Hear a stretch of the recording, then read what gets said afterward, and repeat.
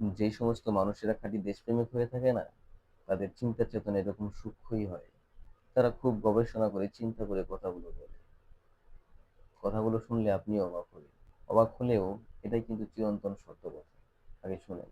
বাংলাদেশকে যদি রক্ষা করতে হয়, আপনি অস্ত্র দিয়ে ভারতের সাথে পারবেন না, সম্পদ দিয়ে পারবেন না, লোকবল দিয়ে পারবেন না, আন্তর্জাতিক রাজনীতি দিয়ে পারবেন না। আপনাকে ভারতকে মোকাবেলা করতে হলে আপনাকে ধর্মীয় চেতনার প্রয়োজন হবে। বাংলাদেশের 18 কোটি মানুষ, 36 কোটি হাত বজ্রকণ্ঠে যদি সেই আওয়াজ তোলে, জাতীয়তাবাদের আওয়াজ, ইসলামের আওয়াজ, তাইলে আপনি বাংলাদেশকে রক্ষা করতে পারবেন।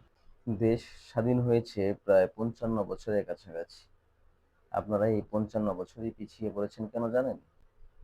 একে অপরকে রাজাকার বলে দোষারোপ করেন, কাদা ছোড়াছুড়ি করেন। আপনি বলেন আপনি দেশপ্রেমিক, আরেক দল বলে ওরা দেশপ্রেমিক। আপনি বলেন সে রাজাকার, তারা বলে আপনারা রাজাকার। মেনে নিলাম আপনি নিজে সত্যি এই দেশের খাঁটি একজন দেশপ্রেমিক। নিজেকে দেশপ্রেমিক ভাবেন, অথচ ইন্ডিয়ার সাথে আপনার বন্ধুত্ব অনেক ভালো। ইন্ডিয়া আপনার পরম বন্ধু। মানলাম একটা দেশ চালাতে গেলে বিভিন্ন শত্রু দেশের সাথেও বিভিন্ন কারণবশত তাদের সাথে বন্ধুত্ব বজায় রাখতে হয়, এটা একটা কৌশল।